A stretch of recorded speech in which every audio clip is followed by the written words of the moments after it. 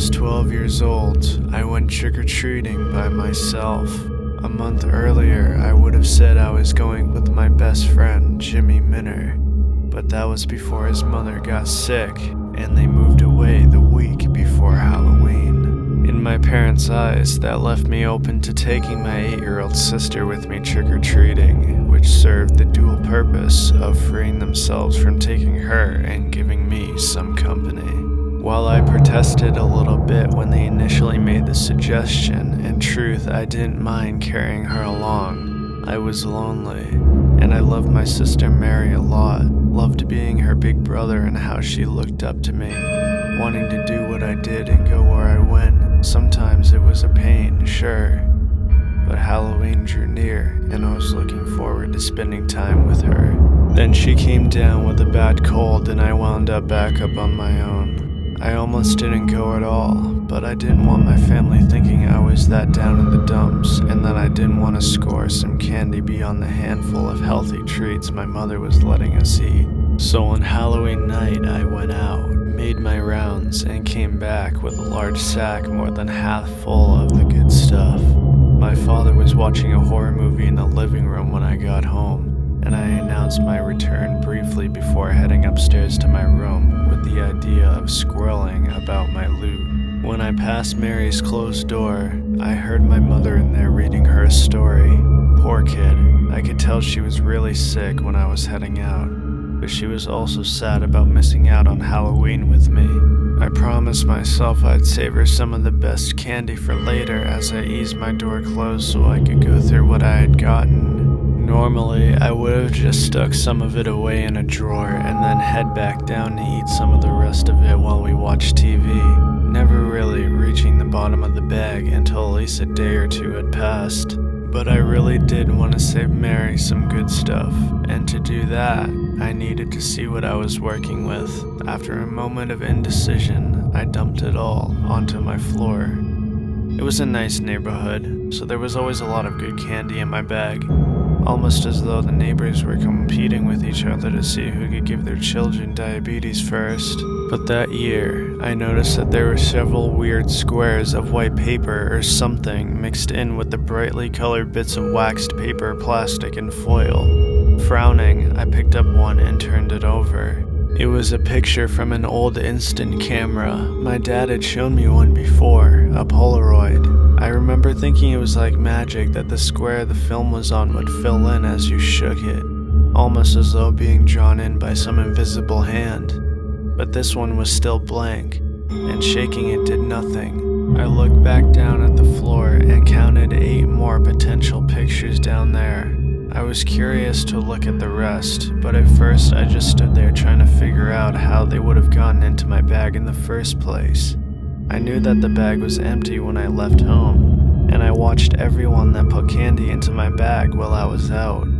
I think I would have noticed someone slipping a stack of 9 instant camera pictures with a candy bar or a handful of gum. Unable to think of an explanation for the undeveloped picture in my hand, I set to looking at the rest.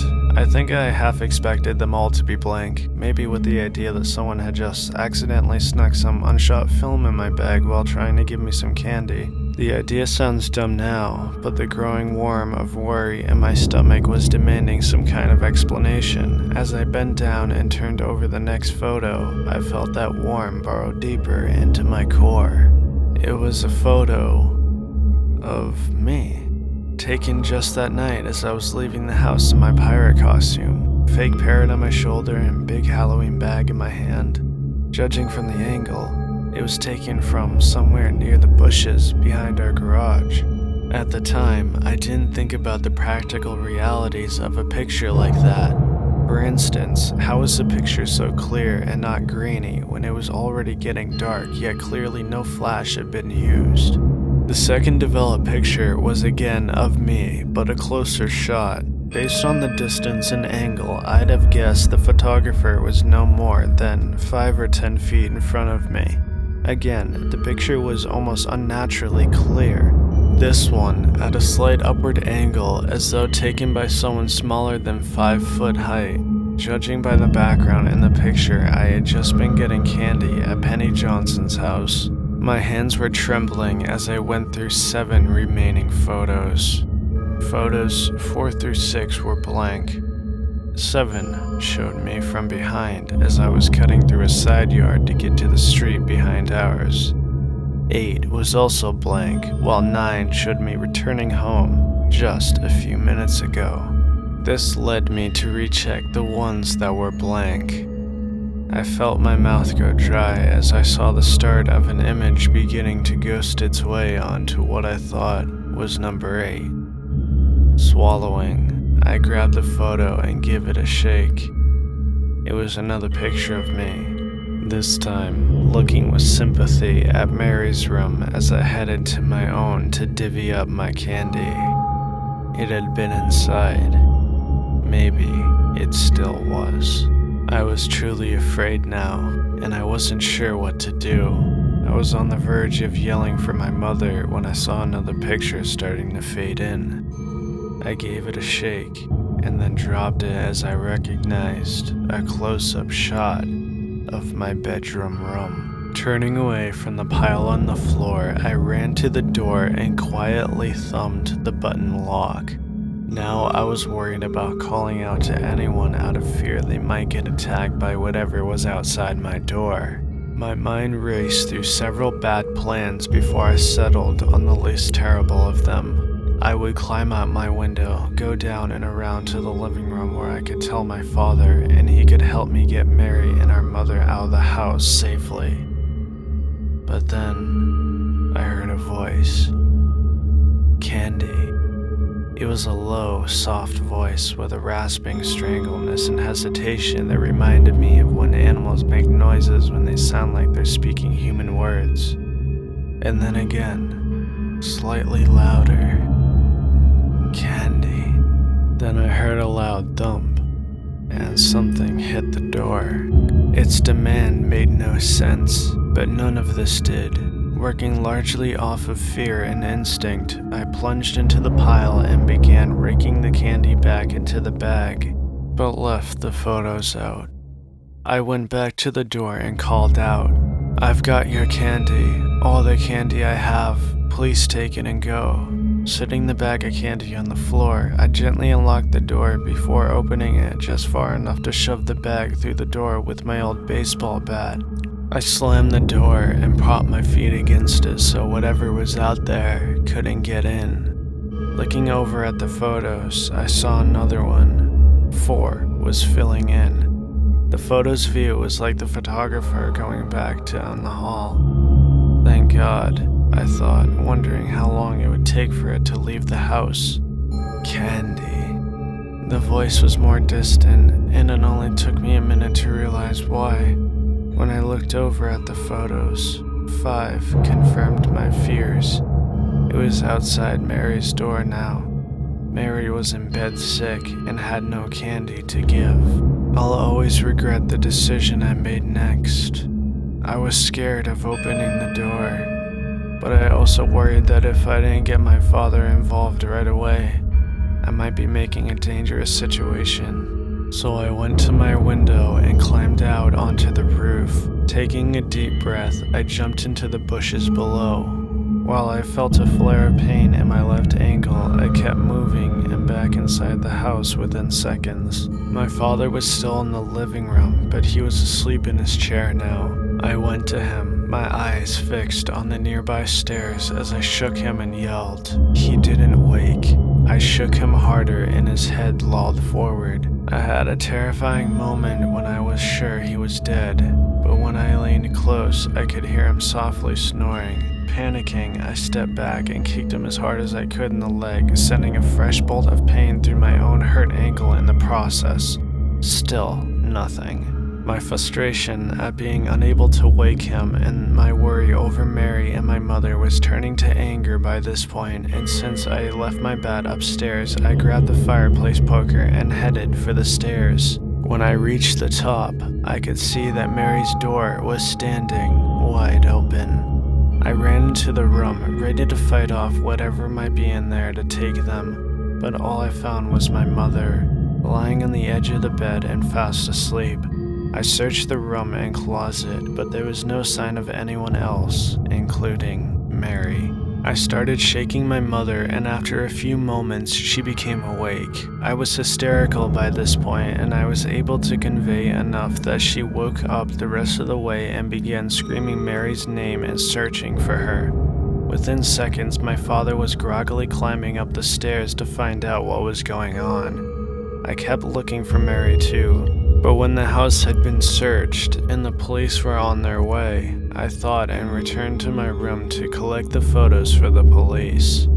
That's when I saw number 5 had been filled in as well. The picture was of Mary, clearly crying and terrified. It was hard to make out much of her surroundings, but I could see dirt walls with roots threaded through them and above her at all sides. One of her bare feet was in the frame, and next to it noticed what looked like a scattered collection of small bones and candy wrappers mingled in with dark subterranean earth. They never found my sister, though the case is technically still open even after nearly 20 years. That's mainly because every year on Halloween, I find a new instant photo of Mary. Sometimes it's in my mailbox. Sometimes it's in my shoe. Once I found it in the middle of a loaf of bread I had just bought. Every photo shows my baby sister as she's grown up in some dark hell. Pictures of her running, fighting, huddling in the dark, doing awful tasks, or looking bleakly into the camera. Her eyes are so different now than when she was a young girl. Though she's 4 years younger than me, she looks much older than me now, and while I always turn the pictures to the police after showing them to my parents, we've never been any closer to knowing where she actually is. As you might imagine, Halloween is a hard time for me. In some ways, I look forward to the brief, if terrible, glimpse I get of my sister every year. It lets me know she's still alive, though I don't know if that's really a blessing, but it also fills me with dread. Today is Halloween, and as expected, I got a photograph, except this one was different. I recognized the location. It was my daughter's school. The picture looked like it was taken from outside one of the halls, looking in to where my little girl sat in her 3rd grade classroom. In a panic, I immediately called the school, but they said she was perfectly fine. Not willing to take a chance, I picked her up right away and had my wife meet us at a hotel 2 towns over for the night. My wife understands some of it, enough to be properly scared, but she thinks it's just some psycho who kidnapped my sister as a child and is really fixated on me. There's no point in me trying to explain that if it's more than that, but I did point out another thing I noticed before turning the photo over to the police.